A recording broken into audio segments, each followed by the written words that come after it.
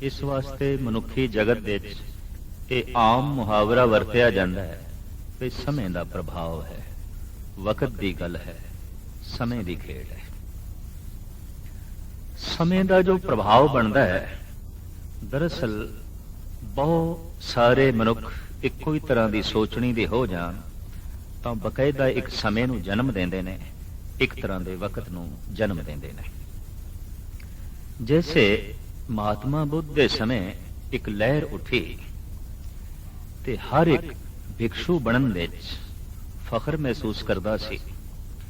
भिक्षु किसी गली दे चों लंघ जाए ते गली दे वसनीक समझते सन साडा मुहल्ला पवित्र हो गया।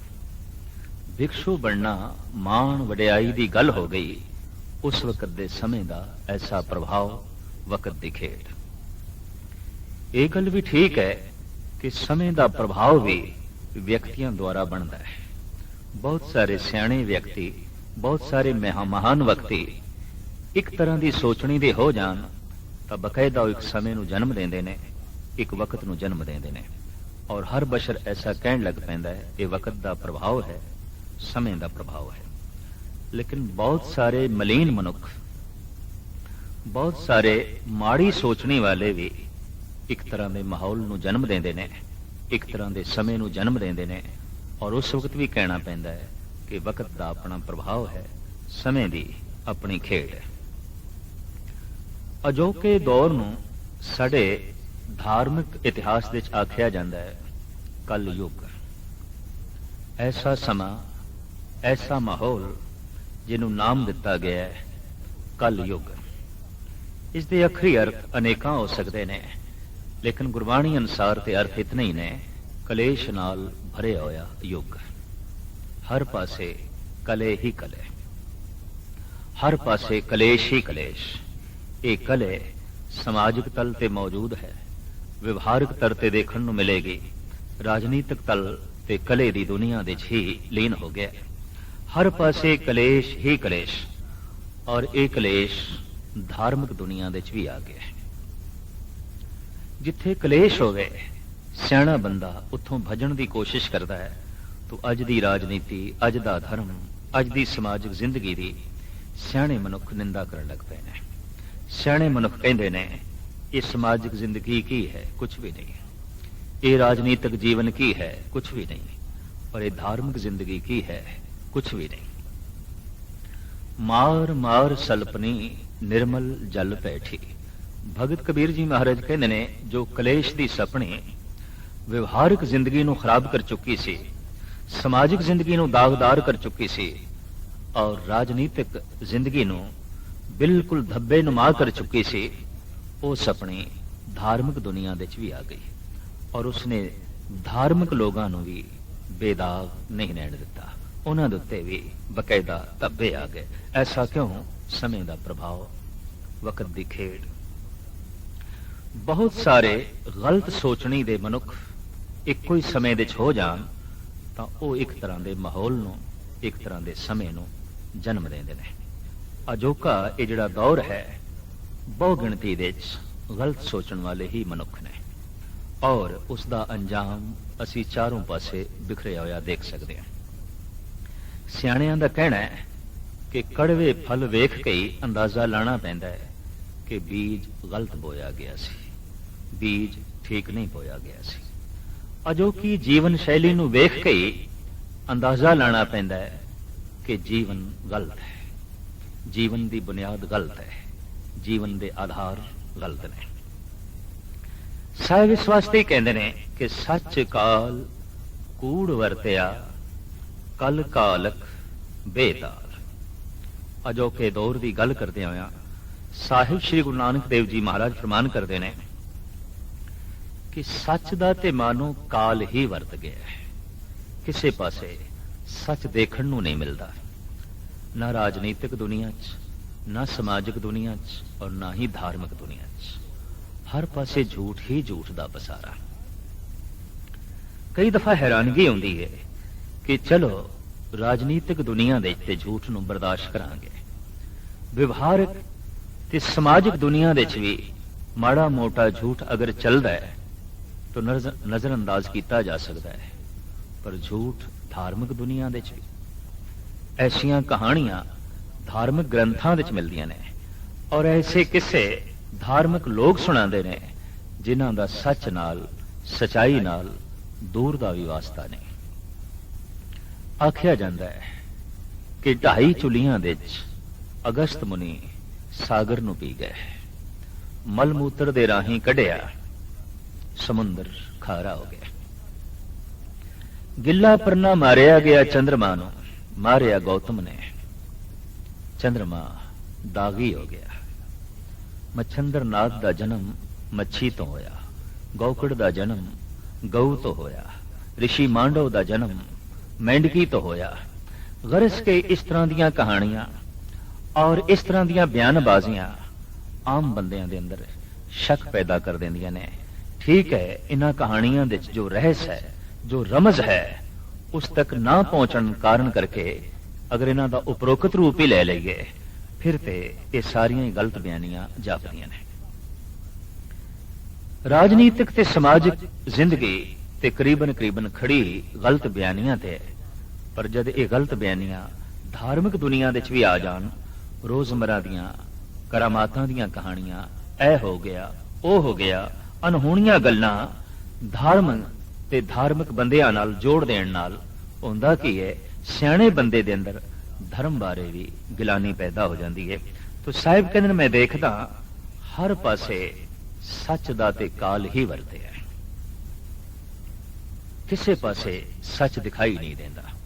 आखिर जीवन मनुख दा वंडिया होया है, जीवन कुछ मनुख दा बाजार दे च विवहार दे च बतीत होंदा है, कुछ समाज परिवार दे च बतीत होंदा है, कुछ इसदा जीवन धार्मिक है ते कुछ इसदा जीवन राजनीतिक है। ते जीवन दे हर पहलू दे च अगर झूठ ही झूठ होवे तां फिर बाबे दे वाक बिल्कुल पूरे सही उतरदे ने कि सच काल कूड़ वरते है।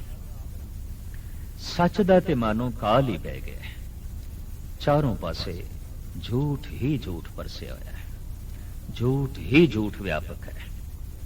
कल कालक बेताल, ते इस झूठ दी कालक नाल जो कलयुग दी खास कालक है, जीव बेताल हो रहे हैं, परेशान हो रहे हैं, दुखी हो रहे हैं। सच सफाई है, झूठ दाग है।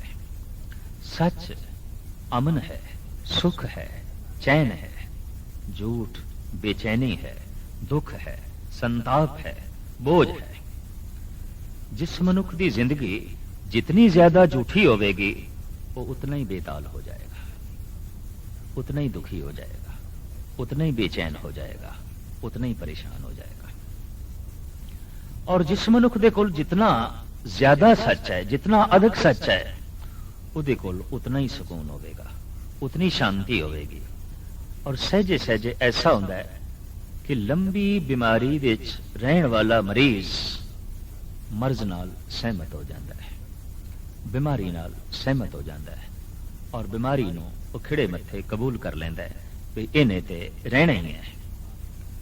झूठ दे च जमिया, झूठ दे च जीवन बतीत कर रहा मनुख अपनी धारणा ही बना बैठा है कि सच बोलना, सच दे च जीवना ते सच सोचना अति कठिन है, अति कठिन है। तो झूठ नाल भाईवाली पा बैठा है, झूठ नाल अपना जो है संबंध जोड़ बैठा है। साहिब कहते ने मैं देखदा सच दा ते बिल्कुल काल ही पै गया है, चारों पासे झूठ ही झूठ वरत रहा है, उदा ही पसारा है ते झूठ दी कालख करके जीव बेताल हो रहे हैं। कालख पोती हुई है बोलां दे, क्योंकि बोलां दे च झूठ है। कालख पोती हुई है दृष्टि दे च, क्योंकि वेखना झूठ है, सुनना झूठ है, सोचना झूठ है। हर पासे तब्बे ही तब्बे, हर पासे कालख ही कालख। और ये मौजूदा दौर दी देन है, समय दा प्रभाव है, वक्त दी खेल है। बियो बीज पत ले गए, अब क्यों उगवै दाल।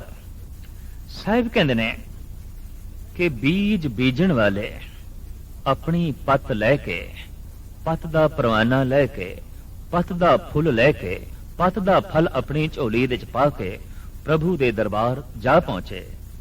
ਪਰ ਹੁਣ ਅਬ ਕਿਉਂ ਉਗਵੇ ਦਾਲ, ਹੁਣ ਦਾਲ ਕਿਵੇਂ ਪੈਦਾ ਹੋਵੇ? ਬੀਜ ਉਹੀ ਪੁੰਗਰਦਾ ਹੈ ਜੋ ਸਾਬਤ ਹੋਵੇ, ਮੁਕੰਮਲ ਹੋਵੇ। ਬੀਜ ਨੂੰ ਦੁਫਾੜ ਕਰ ਦਈਏ ਤੇ ਦਾਲ ਹੋ ਜਾਂਦੀ ਹੈ, ਉਹਨੂੰ ਜ਼ਿਆਦਾ ਦਲੀਏ ਤੇ ਦਲੀਆ ਬਣ ਜਾਂਦਾ ਹੈ, ਹੋਰ ਜ਼ਿਆਦਾ ਪੀਸੀਏ ਤੇ ਆਟਾ ਬਣ ਜਾਂਦਾ ਹੈ। ਹੁਣ ਬੀਜ ਦਾ ਅਗਰ ਆਟਾ ਬੋਈਏ, ਦਾਲ ਬੋਈਏ, ਉਹ ਪੁੰਗਰਦੀ ਨਹੀਂ, ਉਹ ਉਗਦੀ ਨਹੀਂ। ਉਗਣ ਲਈ ਬੀਜ ਦਾ ਪ੍ਰਫੁੱਲਿਤ ਹੋਣ ਲਈ ਬੀਜ ਦਾ ਸਾਬਤ ਹੋਣਾ ਅਤਿਅੰਤ ਲਾਜ਼ਮੀ ਹੈ, ਖਾਸ ਲਾਜ਼ਮੀ ਹੈ। ਤੇ ਮਨੁੱਖ ਕੋਲ ਇੱਕ ਬੀਜ ਹੈ, ਅਕਾਲ ਪੁਰਖ ਦਾ ਦਿੱਤਾ ਹੋਇਆ, ਪਰਿਪੂਰਨ ਪਰਮਾਤਮਾ ਦਾ ਦਿੱਤਾ ਹੋਇਆ, ਉਹ ਬੀਜ ਹੈ ਮਨ। ਇਹ ਠੀਕ ਹੈ ਕਿ ਖੂਬਸੂਰਤ ਫੁੱਲਾਂ ਦੇ ਬੀਜ ਅਕਸਰ ਕਰੂਪ ਦੇਖੇ ਗਏ ਨੇ, ਪਰ ਕਰੂਪ ਬੀਜਾਂ ਦੇ ਚੋਂ ਵੀ ਅਤਿਅੰਤ ਮਹਾਨ ਗਹਿਰੀ ਸੁੰਦਰਤਾ ਜਨਮ ਲੈਂਦੀ ਹੈ। ਇਹ ਠੀਕ ਹੈ, ਮਨ ਆਪਣੇ ਆਪ ਦੇ ਚ ਕਰੂਪ ਹੈ, ਲੇਕਿਨ ਇਹਦੇ ਚੋਂ ਸੁੰਦਰ ਪ੍ਰਮਾਤਮਾ ਪ੍ਰਗਟ ਹੋ ਸਕਦਾ ਹੈ। ਮਨ ਤੂੰ ਜੋਤ ਸਰੂਪ ਹੈ, ਆਪਣਾ ਮੂਲ ਪਛਾਣ। ਕਿਸਾਨ ਦੀ ਤਰ੍ਹਾਂ ਸੂਝ ਸਮਝ ਰੱਖਣ ਵਾਲਾ ਮਨੁੱਖ ਅਗਰ ਮਨ ਰੂਪੀ ਬੀਜ ਦਾ ਸਹੀ ਇਸਤੇਮਾਲ ਕਰੇ ਤੇ ਇਹਦੇ ਚੋਂ ਪਰਮ ਜੋਤੀ ਪ੍ਰਗਟ ਹੋ ਸਕਦੀ ਹੈ। ਔਰ ਬਕਾਇਦਾ ਸਾਹਿਬ ਸ੍ਰੀ ਗੁਰੂ ਨਾਨਕ ਦੇਵ ਜੀ ਮਹਾਰਾਜ ਨੇ ਇਸ ਸ਼ਲੋਕ ਵਿੱਚ ਇਸ ਢੰਗ ਦੀ ਪ੍ਰੇਰਣਾ ਦਿੱਤੀ ਹੈ ਕਿ ਐ ਬੰਦੇ ਤੇਰੇ ਕੋਲ ਇੱਕ ਬੀਜ ਹੈ, ਮਨ। ਹੁਣ ਸਿਆਣਾ ਕਿਸਾਨ ਜਾਣਦਾ ਹੈ ਕਿ ਧਰਤੀ ਅਨੁਕੂਲ ਚਾਹੀਦੀ ਹੈ ਬੀਜ ਦੇ। ਧਰਤੀ ਦੇ ਵਿੱਚ ਵੱਤਰ ਚਾਹੀਦਾ ਹੈ, ਖਾਦ ਚਾਹੀਦੀ ਹੈ, ਫਿਰ ਰੋੜੇ ਵੱਟੇ ਕੰਡੇ ਨਾ ਹੋਣ, ਹਲ ਚਲਾਇਆ ਜਾਂਦਾ ਹੈ, ਸੁਆਗਿਆ ਫੇਰਿਆ ਜਾਂਦਾ ਹੈ। ਪਹਿਲੇ ਬੀਜ ਬੀਜਣ ਦੇ ਅਨੁਕੂਲ ਧਰਤੀ ਕੀਤੀ ਜਾਂਦੀ ਹੈ, ਫਿਰ ਬੀਜ ਬੀਜਿਆ ਜਾਂਦਾ ਹੈ। ਬੰਜਰ ਜ਼ਮੀਨ ਦੇ ਵਿੱਚ, ਪਥਰੇਲੀ ਜ਼ਮੀਨ ਦੇ ਵਿੱਚ, ਉਬੜ ਖਾਬੜ ਜ਼ਮੀਨ ਦੇ ਵਿੱਚ ਅਗਰ ਬੀਜ ਸੁੱਟ ਦਿੱਤਾ ਜਾਏ ਤਾਂ ਉਹ ਮੁਕੰਮਲ ਢੰਗ ਨਾਲ ਪ੍ਰਫੁੱਲਤ ਨਹੀਂ ਹੁੰਦਾ। ਰੋਜ਼ ਦਾ ਸਤਸੰਗ, ਰੋਜ਼ ਦਾ ਕਥਾ ਕੀਰਤਨ ਸੁਣਨਾ, ਰੋਜ਼ ਦਾ ਮਹਾਂਪੁਰਸ਼ਾਂ ਦੀ ਸਹਬਤ ਵਿੱਚ ਬੈਠਣਾ, ਇਹ ਸਿਰਫ ਇਸ ਲਈ ਹੈ ਕਿ ਹਿਰਦੇ ਦੀ ਧਰਤੀ ਮਨੁੱਖ ਠੀਕ ਕਰੇ, ਫਿਰ ਇਹ ਬੀਜ ਢੰਗ ਦਾ ਪ੍ਰਫੁੱਲਤ ਹੋਵੇ, ਪਨਪ ਸਕੇ। ਸਾਹਿਬ ਸ੍ਰੀ ਗੁਰੂ ਨਾਨਕ ਦੇਵ ਜੀ ਮਹਾਰਾਜ ਇੱਥੇ ਮਨ ਨੂੰ ਬੀਜ ਕਹਿ ਰਹੇ ਨੇ, ਤੇ ਬੀਜ ਨੂੰ ਬੀਜਣਾ ਹੈ। ਕਿੱਥੇ ਬੀਜਣਾ ਹੈ? ਬਹੁਤ ਸੋਹਣੇ ਖਿਆਲ ਸਾਹਿਬ ਸ੍ਰੀ ਗੁਰੂ ਨਾਨਕ ਦੇਵ ਜੀ ਮਹਾਰਾਜ ਨੇ ਇਸ ਪਾਵਨ ਪਵਿੱਤਰ ਵਾਕ ਵਿੱਚ ਦਿੱਤੇ ਨੇ। ਗੁਰੂ ਦਾ ਸ਼ਬਦ ਇਹ ਧਰਤੀ ਹੈ, ਔਰ ਐ ਬੰਦੇ ਤੇਰਾ ਮਨ ਬੀਜ ਹੈ। ਸ਼ਬਦ ਆਪਣੇ ਆਪ ਦੇ ਸਵਰੀ ਹੋਈ ਧਰਤੀ ਹੈ। ਇਸ ਸ਼ਬਦ ਦੇ ਤੇ, ਇਸ ਸ਼ਲੋਕ ਦੇ ਤੇ ਸਤਿਗੁਰ ਐਸਾ ਹੀ ਕਹਿ ਰਹੇ ਨੇ, ਐ ਬੰਦੇ ਤੈਨੂੰ ਹੁਣ ਇੱਥੇ ਧਰਤੀ ਸਵਾਰਨ ਦੀ ਲੋੜ ਨਹੀਂ, ਬਲਕਿ ਆਪਣਾ ਬੀਜ ਠੀਕ ਕਰਨ ਦੀ ਲੋੜ ਹੈ। ਇਹ ਸਵਾਲ ਪੈਦਾ ਹੋਵੇਗਾ, ਬੀਜ ਦੇ ਚ ਕੀ ਹੈ? ਬੀਜ ਸਾਬਤ ਨਹੀਂ ਹੈ, ਦਾਲ ਹੋ ਗਿਆ, ਦੁਫਾੜ ਹੋ ਗਿਆ। ਜਦ ਵੀ ਕੋਈ ਮਨੁੱਖ ਧਾਰਮਿਕ ਕਰਮ ਕਰਦਾ ਹੈ, ਦੁਬਦਾ ਉਸ ਵਕਤ ਬਣੀ ਰਹਿੰਦੀ ਹੈ। ਮਨ ਦਾ ਇੱਕ ਹਿੱਸਾ ਕਹਿੰਦਾ ਹੈ ਇਹ ਕਰੀਏ, ਦੂਜਾ ਕਹਿੰਦਾ ਨਹੀਂ। ਮਨ ਦਾ ਇੱਕ ਹਿੱਸਾ ਕਹਿੰਦਾ ਹੈ ਅੰਮ੍ਰਿਤ ਵੇਲੇ ਉੱਠ ਕੇ ਨਾਮ ਜਪਣਾ ਹੈ, ਔਰ ਅੰਮ੍ਰਿਤ ਵੇਲਾ ਹੋਇਆ ਮਨ ਦਾ ਦੂਸਰਾ ਹਿੱਸਾ ਕਹਿੰਦਾ ਨਹੀਂ, ਪੈ ਰਹੋ, ਫਿਰ ਦੇਖਾਂਗੇ। ਮਨ ਦਾ ਇੱਕ ਹਿੱਸਾ ਕਹਿੰਦਾ ਹੈ ਚਲੀਏ ਗੁਰਦੁਆਰੇ ਸਤਸੰਗ ਦੇ ਵਿੱਚ, ਔਰ ਸਤਸੰਗ ਦਾ ਵਕਤ ਹੋਇਆ ਮਨ ਦਾ ਦੂਸਰਾ ਹਿੱਸਾ ਕਹਿੰਦਾ ਹੈ ਰਹਿਣ ਦੇਈਏ, ਫਿਰ ਦੇਖਾਂਗੇ। ਇਹ ਜਿਹੜੀ ਦੁਬਦਾ ਹੈ ਇਹ ਦਾਲ ਹੈ, ਔਰ ਦੋ ਪਾਸੇ ਦੀ ਧਾਵਣਾ ਮਨੁੱਖ ਨੂੰ ਕਿਸੇ ਪਾਸੇ ਦਾ ਵੀ ਰਹਿਣ ਨਹੀਂ ਦਿੰਦੀ। ਦੇਖੋ, ਸੱਜੀ ਅੱਖ ਅਗਰ ਸੱਜੇ ਪਾਸੇ ਵੇਖੇ ਤੇ ਖੱਬੇ ਪਾਸੇ ਵੇਖੇ, ਮਨੁੱਖ ਕੁਝ ਸਹੀ ਵੇਖ ਨਹੀਂ ਸਕੇਗਾ। ਸੱਜਾ ਕੰਨ ਕੁਝ ਹੋਰ ਸੁਣੇ ਤੇ ਖੱਬਾ ਕੰਨ ਕੁਝ ਹੋਰ ਸੁਣੇ, ਦਰਅਸਲ ਕੋਈ ਵੀ ਸ਼ਬਦ ਪੱਲੇ ਨਹੀਂ ਪੈ ਸਕੇਗਾ। ਸੱਜੀ ਲੱਤ ਸੱਜੇ ਪਾਸੇ ਜਾਵੇ ਤੇ ਖੱਬੀ ਲੱਤ ਖੱਬੇ ਪਾਸੇ ਜਾਵੇ, ਮਨੁੱਖ ਉੱਥੇ ਹੀ ਢਹਿ ਢੇਰੀ ਹੋ ਜਾਏਗਾ, ਕਿਸੇ ਥਾਂ ਤੇ ਵੀ ਪਹੁੰਚ ਨਹੀਂ ਸਕੇਗਾ। ਸੱਜਾ ਹੱਥ ਕੁਛ ਬਣਾਵੇ, ਖੱਬਾ ਤੋੜ ਦੇਵੇ, ਖੱਬਾ ਕੁਛ ਲਿਖੇ, ਸੱਜਾ ਮੇਟ ਦੇਵੇ, ਤਾਂ ਕੁਛ ਵੀ ਨਹੀਂ ਲਿਖਿਆ ਜਾ ਸਕੇਗਾ, ਕੁਛ ਵੀ ਬਣ ਨਹੀਂ ਸਕੇਗਾ। ਦਰਅਸਲ ਦੋ ਹੱਥਾਂ ਨੂੰ ਕੰਮ ਇੱਕ ਦੇਣਾ ਹੈ, ਦੋ ਪੈਰਾਂ ਨੂੰ ਮਾਰਗ ਇੱਕ ਦੇਣਾ ਹੈ, ਦੋ ਅੱਖਾਂ ਨੂੰ ਦ੍ਰਿਸ਼ਟੀ ਇੱਕ ਦੇਣੀ ਹੈ, ਔਰ ਦੋ ਪੈਰਾਂ ਨੂੰ ਮਾਰਗ ਇੱਕ ਦੇਣਾ ਹੈ। ਹੂ ਬਹੂ ਇਸੇ ਤਰੀਕੇ ਨਾਲ ਦੋ ਜਿਹੜੇ ਮਨ ਨੇ ਇਹਨਾਂ ਨੂੰ ਚਿੰਤਨ ਇੱਕ ਦੇਣਾ ਹੈ, ਸੋਚਣੀ ਇੱਕ ਦੇਣੀ ਹੈ, ਕੰਮ ਇੱਕ ਦੇਣਾ ਹੈ, ਦ੍ਰਿਸ਼ਟ ਇੱਕ ਦੇਣੀ ਹੈ, ਸਰੋਤ ਇੱਕ ਦੇਣੀ ਹੈ। ਮਨ ਦੀ ਇਹ ਦੁਬਦਾ ਨਾ ਬਣੀ ਰਹੇ, ਮਨ ਦਾਲ ਨਾ ਹੋਵੇ। ਤਨ ਦੇ ਦੋ ਟੁਕੜੇ ਕਰੀਏ, ਤਨ ਦੀ ਮੌਤ ਹੋ ਜਾਂਦੀ ਹੈ, ਪਰ ਮਨ ਤੇ ਜੀਵਦਾ ਹੀ ਟੁਕੜਿਆਂ ਦੇ ਚ ਹੈ, ਨਿੱਕੇ ਨਿੱਕੇ ਟੁਕੜਿਆਂ ਚ। ਆਮ ਲੋਕ ਗੀਤ ਵੀ ਕਹਿ ਦਿੰਦੇ ਨੇ, ਸਾਡੇ ਮਨ ਦੇ ਟੁਕੜੇ ਤੇ ਹਜ਼ਾਰਾਂ ਨੇ, ਸਾਡਾ ਦਿਲ ਤੇ ਹਜ਼ਾਰਾਂ ਟੁਕੜਿਆਂ ਦੇ ਚ ਬਟਿਆ ਹੋਇਆ ਹੈ। ਔਰ ਇਹ ਬਹੁਤ ਵੱਡੀ ਸਚਾਈ ਉਹ ਬਿਆਨ ਕਰਦੇ ਨੇ, ਵਾਕਈ ਕੋਈ ਟੁਕੜਾ ਕਿੱਥੇ ਪਿਆ ਹੈ, ਕੋਈ ਟੁਕੜਾ ਕਿੱਥੇ ਪਿਆ ਹੈ। ਸਰੀਰ ਦੇ ਇਤਨੇ ਟੁਕੜੇ ਕਰ ਦਈਏ ਤੇ ਸਰੀਰ ਦੀ ਤਤ ਛਿਨ ਮੌਤ ਹੈ, ਲੇਕਿਨ ਮਨ ਤੇ ਟੁਕੜਿਆਂ ਦੇ ਚ ਹੀ ਜੀਵਦਾ ਹੈ। ਸਰੀਰ ਦੇ ਇਤਨੇ ਟੁਕੜੇ ਹੋ ਜਾਣ ਤਾਂ ਸਰੀਰ ਨੂੰ ਜ਼ਿੰਦਾ ਰੱਖਣਾ ਬੜਾ ਔਖਾ ਹੈ, ਔਰ ਇਤਨੇ ਸਾਰੇ ਟੁਕੜੇ ਜੁੜ ਵੀ ਨਹੀਂ ਸਕਦੇ। ਪਰ ਮਨ ਪ੍ਰਤੀ ਇੱਕ ਪ੍ਰਭੂ ਦੀ ਦਇਆ ਹੈ, ਬਖਸ਼ਿਸ਼ ਹੈ ਕਿ ਅਸੀਂ ਇਹਨਾਂ ਟੁਕੜਿਆਂ ਨੂੰ ਇੱਕ ਕਰ ਸਕਦੇ ਹਾਂ, ਸਮੇਟ ਸਕਦੇ ਹਾਂ, ਇਹਨਾਂ ਨੂੰ ਇੱਕ ਰੂਪ ਦੇ ਸਕਦੇ ਹਾਂ। ਸਾਹਿਬ ਕਹਿੰਦੇ ਨੇ, ਜੇ ਇੱਕ ਹੋਵੇ ਤਾਂ ਉਗਵੇ, ਬੀਜ ਇੱਕ ਹੋਵੇ ਤਾਂ ਫਿਰ ਉੱਗੇ, ਪੈਦਾ ਹੋਵੇ। तो पहले इस बीज ਨੂੰ ਇੱਕ ਕਰਨਾ ਹੈ। ਭਗਤ ਕਬੀਰ ਜੀ ਮਹਾਰਾਜ ਕਹਿੰਦੇ ਨੇ, ਜਾਂ ਕੀ ਦਿਲ ਸਾਬਤ ਨਹੀਂ ਤਾਂ ਕੋ ਕਹਾਂ ਖੁਦਾ ਹੈ।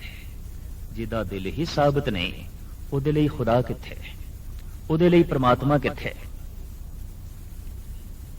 परमात्मा ते उस ਲਈ है ਜਿਹਦਾ दिल साबित है, ਜਿਹਦਾ बीज साबित है। बीज ही साबित नहीं ते गल किवें बनेगी। शब्द अपनी थां ते महान है, हर गुरु मंत्र अपनी थां ते महान है।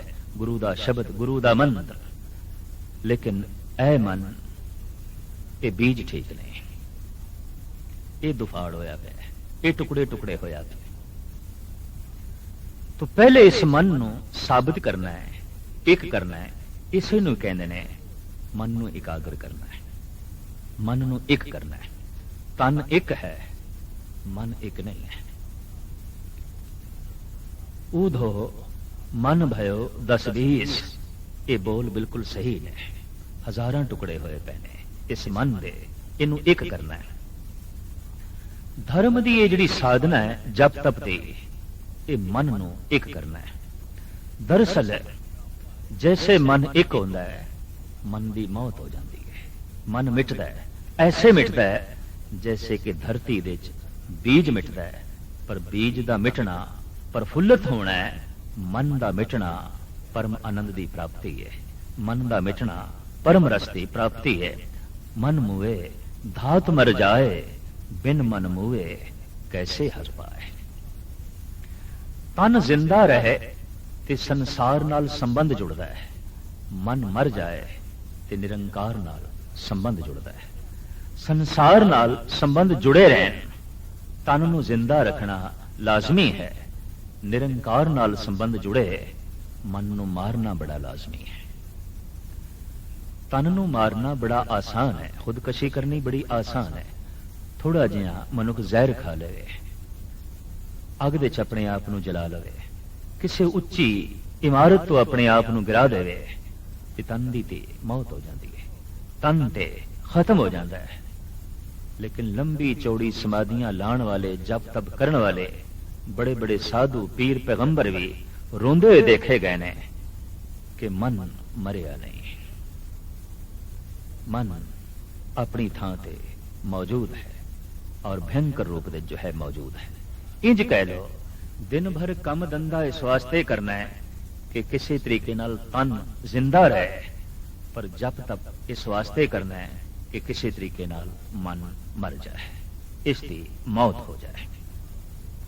तो साहिब कहने जे एक होए तां उगवे, जे बीज एक होवे तां फिर उगे। एक दूसरी होर शर्त भी रुत्ती हूं रुत होए। बीज दा एक होना ते बड़ा लाजमी है, पर बीजण दी रुत दा होना भी बड़ा लाजमी है। रुत भी चाहिए। धरती ठीक होवे, बीज वधिया होवे, पर मौसम ठीक ना होवे, मौसम अनुकूल ना होवे, तां भी बीज दा प्रफुल्लित होना बड़ा औखा है। तो रुत्ती हूं रुत होए। साहिब कहने रुतुआं दे चों आखिर रुत भी महान चाहिए, चंगी चाहिए, उत्तम चाहिए। हुण सवाल यह पैदा होंदा है कि मन नूं शब्द दी धरती विच बीजीए, रुत केड़ी है, केड़ा समा है? असी जो धरती विच बीज बोंदे आ, इन्हां ते निगाह मारीए, किधरे किसान एक फसल चुगदा है, किधरे दो फसलां, किधरे किधरे तीन फसलां, किधरे एक बीज साल विच एक दफा बोया जाता है, ते किधरे किधरे दो दफा, और बहुत ही किधरे एक थां ते तीन दफा भी साल विच एक बीज बोया जाता है। ये मन बीज है और शब्द धरती है, गुरु दा मंत्र धरती है। इस बीज नूं बीजना है। रुत साल विच किन्नी क दफा आउंदी है? नहीं, साल दी गल नहीं। इत्थे 8 पैरां विच दिन रात विच 2 दफा बीजण दी रुत आउंदी है, और वही रुत है। और उस रुत दी संभाल करके कोई बीजे तो फिर बड़ी बरकत है। उस रुत नूं गुरबाणी ने अमृत वेला कहा है। उस रुत नूं साडे देश के ऋषि मुनिया ने ब्रह्म मुहूर्त आख्या है। उस रुत नूं इस्लामी फकीरां ने अलल सुबह करके आख्या है। वो फुट गई है, लेकिन अजे सूरज नहीं निकले। अजे रात की तारीकी भी मौजूद है। ये दिन ते रात का संगम हो रहा है। ये जो दिन ते रात का मेल हो रहा है, यही है आत्मा ते परमात्मा दे मेल करन दा समा। यही है बीज ते धरती दे मेल करन दा समा। शाम नूं सूरज गरूब हो गया है, लेकिन चानना अजे बाकी है, लाली अजे बाकी है। एकदम हनेरा नहीं हो गया, लेकिन असी दिन भी नहीं कह सकते इसनों, क्योंकि सूरज गरूब हो गया है। पर असी रात भी नहीं कह सकते इसनों, क्योंकि अजे थोड़ा जिहा चानना मौजूद है। इस तरह के समय नूं कहंदे ने संध्या, जिथे दिन ते रात की संधि होंदी है। ये संधि 8 पैरां विच 2 दफा होंदी है। एक ब्रह्म मुहूर्त अमृत वेले जद पो फुट पैंदी है, सूरज उदय नहीं होया, पर रात भी पूर्ण तौर पर खत्म नहीं हुई। दिन ते रात का संगम हो रहा है, दिन ते रात की संधि हो रही है, दिन ते रात का मेल हो रहा है। बस वही समा है शब्द ते सुरत का मेल करने का। वही समा है मन रूपी बीज नूं शब्द रूपी धरती दे देण दा। गुरु नानक ने इस वास्ते ही सिख नूं 2 वक्त सत्संग करन लई कहा है, एक सवेरे एक शाम। सवेरे उस वक्त जब दिन दिन नहीं है, रात रात नहीं है, अमृत वेला है। शाम नूं उदों जब सूरज गरूब हो गए। इस वास्ते शरीर दा बकायदा नितनेम अलग है। शाम दियां बाणियां पाठ दियां बकायदा अलग ने। और उस समय नूं संभाल के कोई बीज बोवे शब्द दी धरती दे, तो सतगुरु दी बाणी दा फैसला है, हर अमृत वेले वत्ते का बीजिया, भगत खाए खर्च रहे निखुटे ना। बड़ी बरकत पाएगी अगर उस समय कोई बीजे। समा मददगार होता है, परमात्मा मददगार होता है। वो रुत अनुकूल होती है।